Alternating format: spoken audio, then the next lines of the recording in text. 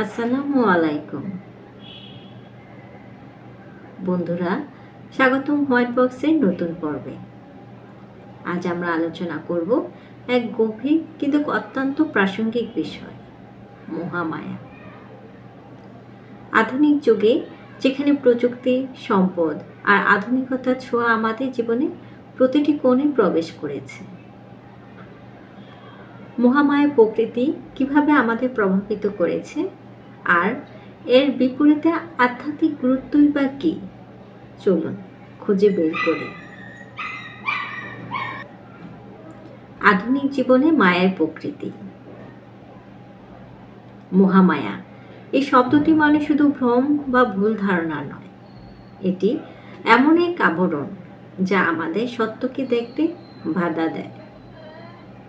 আজকের জীবনে এই মহামায়ার প্রকৃতি কতটা জটিল, প্রযুক্তি, ক্ষমতা এবং ভোগবাদের আড়ালে আমরা কতটা সত্যিকারের শান্তি খুঁজে পাই। আমরা নিজেদের কাজ আর দায়িত্বে এতটাই জড়িয়ে পড়ি যে জীবনের প্রকৃত অর্থ কী তা উপলব্ধি করার সুযোগ পাই না। মহামায়া যেন আমাদের দুঃখ আর আনন্দের মাঝখানে এক অন্তহীন দোলাচলের খেলা খেলে। প্রযুক্তি, সম্পদ এবং আধুনিকতার মায়ার জাল।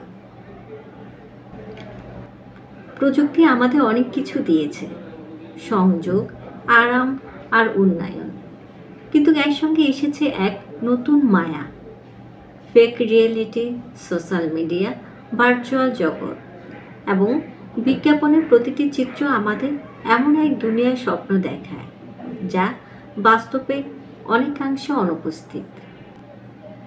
সম্পদ আর আধুনিকতাও আমাদের মায়ার জালে ফাঁসিয়ে ফেলে। আমরা যত অর্জন করি তত আরও চাওয়া বাড়ে।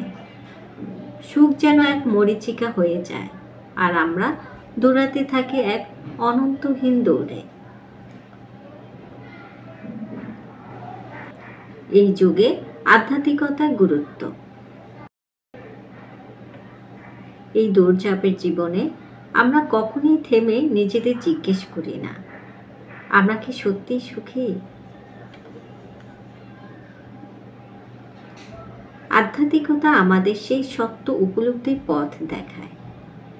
এটি আমাদের শেখায় কিভাবে মহামায়ার জাল ছিন্ন করে জীবনে আসল অর্থ খুঁজে পেতে হয়।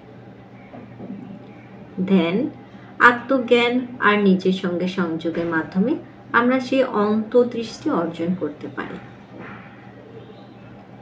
এই যুগে আধ্যাত্মিকতার গুরুত্ব শুধু ধর্মীয় বিশ্বাসে নয়, বরং আমাদের মানসিক প্রশান্তি আর ভারসাম্যও নিহিত।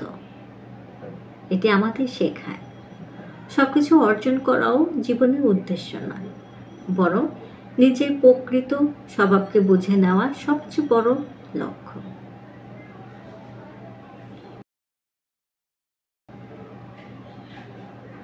বন্ধুরা, মহামায়ার জাল ছিন্ন করা সহজ নয়, তবে অসম্ভবও নয়।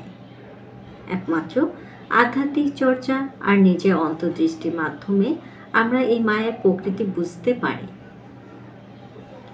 এবং তা থেকে মুক্ত হতে পারি। আজকে পর্ব এখানেই শেষ করছি। আপনি যদি এই আলোচনা উপভোগ করেন বা এর সঙ্গে নিজেকে সংযুক্ত করতে পারেন, তাহলে আমাদের জানাতে ভুলবেন না।